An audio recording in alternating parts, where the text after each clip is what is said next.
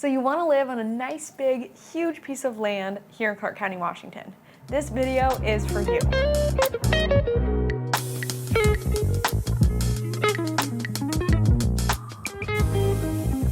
Hey, welcome back to the Living in Vancouver and Camas, Washington YouTube channel. My name is Hannah Dubyne and I'm your host today. I'm with Dubyne Realty Group of Real Broker, and I'm excited you're here today because we're talking about acreage. We're talking about homes on land. What does that mean in an area? What are the unwritten rules of buying land in Clark County? That's what we're going through today. Where are you going to find it? All of those good details. So if that sounds like something you're interested in, stay tuned for this video. The first thing we have to establish is, what do we consider acreage or a good amount of land here in Clark County? This varies a lot depending on where you are in the United States. A good amount of land in Texas or the South is not the same as here, and it's not the same as California or downtown Seattle. We fall, I would say, somewhere in between those two, like a downtown and somewhere in the South where there's a lot of land. And let's start by establishing that an average sized lot here is going to range anywhere from 3,500 square feet to 14,000 square feet. So newer homes are going to be on the smaller side of that scale, and older homes are probably going to be on the larger side of that scale. Now, once we get out of that, we're in the like half acre plus territory.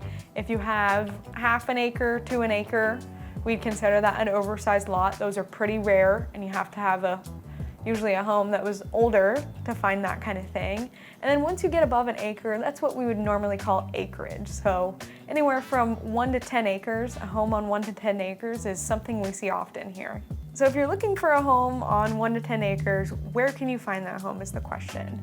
The first box that I will just check off is, let's talk about the triangle, the middle of Vancouver in between I-5, 205 and the 500. That is a very mixed bag area because those homeowners have sold off their land over time, and it's been developed, so you get this pocket effect where you get some little tiny close together neighborhoods, and you get some neighborhoods that were built 10 or 15 years ago, and then you get some homes that are on 1, 2 acres, whatever, randomly sprinkled throughout. So there is the possibility that you'll find a home on acreage in that triangle. Since it has that sprinkled in effect, it's not possible for me to pull up the map and circle a little area and say, yeah, look right there, and you're gonna be able to find a home on acreage. That's not really how it works. It's just kind of on a as it comes up basis. This would be a good place to live on, 1 to 2 acres if you could find it, if you really want to be close to everything in the city, and if you want to be on public water and sewer. So the rest of the acreage homes in our county, close in at least, are usually going to end up in the following areas. So that would be Ridgefield, Battleground, Brush Prairie, Hawkinson, Washougal, and Fern Prairie. Now, of course, you can go out to Le Centre, Yacolt, or Amboy as well, but those are quite a bit further out. So, we're talking like, depending on how far you go out, 30, 45 minutes, an hour. Washougal, Ridgefield, Hawkinson, Brush Prairie, Washougal, Fern Prairie, those are all much closer in, where you could be anywhere from 10 to 30 minutes away from stores and amenities, which I find is kind of a nice balance for most people. So what kind of home can you find on 1 to 10 acres here in Clark County? Well, you can find everything from an old rundown farmhouse to a luxury gated estate. It really just depends on what your budget is and what you're looking for. I'm making this video late 2022, and as of this time, I just looked this morning, you would need to pay at least $650,000 to find like an acre plus of property with just kind of an old, non-updated home on it. Not one that's falling down, but one that needs some cosmetic work. So the very bare minimum entry-level price here is gonna be $650,000. From about $650,000 to $850,000, you can find a modest home, something maybe on the smaller side, something that needs updates, probably something with less than 5 acres. When you start getting in the $850,000 to $1.1 million range, you're gonna be able to find much larger homes, like 3,000, 4,000, 5,000 square feet.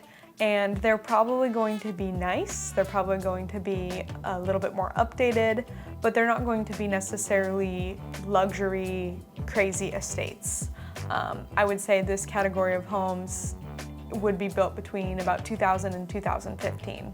And then the last category of homes, which is very wide, would be like luxury estate-like homes, and that would be starting really at 1.1 million all the way up to, we've had sales as high as $3 or $4 million.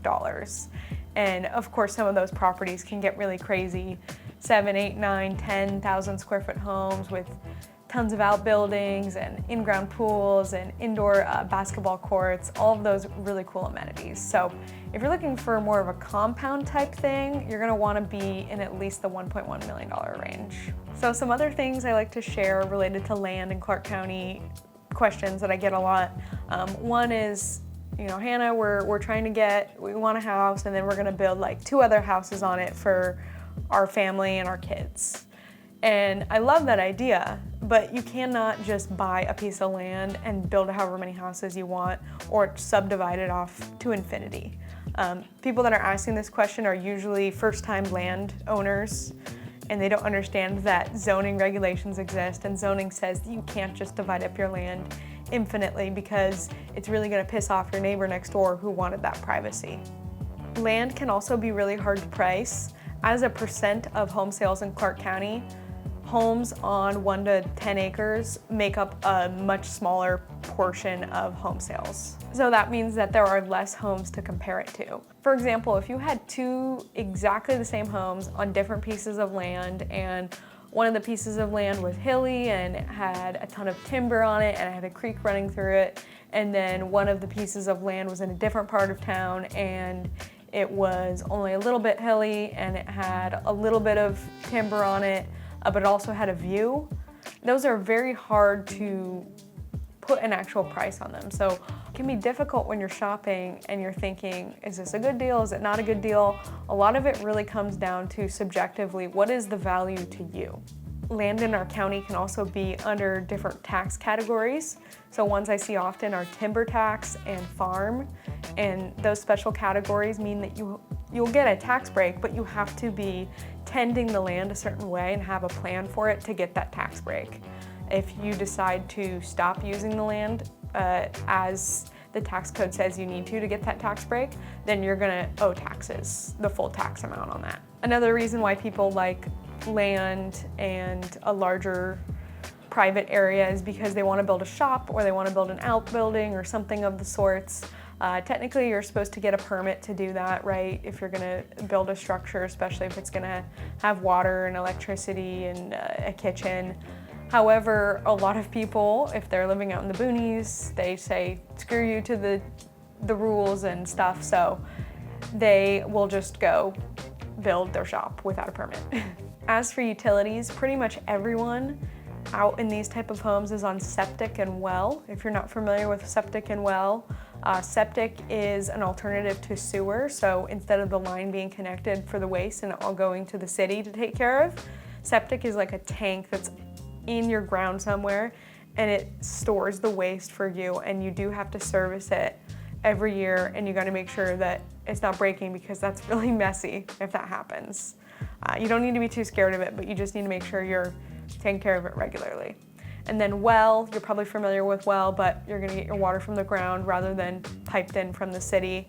And then for internet, this is a big one, especially in the last 3 years, work from homers, right? Everyone wants internet in their luxury home on Acreage, but internet can be tough out there because it's too far a lot of times for Comcast to get out there, so you gotta get Dish or some sort of alternative, so that can definitely be a struggle.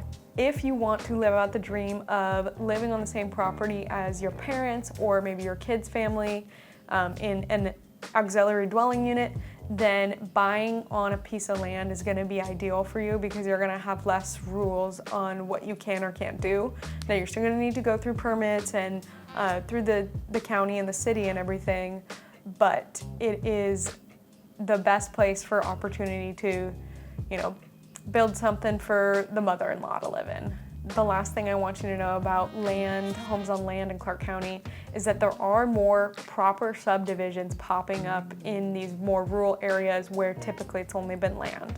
So like in Battleground, in Brush Prairie now, you can be driving on a main road and it used to all just be random homes on their 1 to 10 acres everywhere, and now we see some random parcels that have been divided off into neighborhoods where people are getting 1/8 of an acre for their homes, and the homes are close together.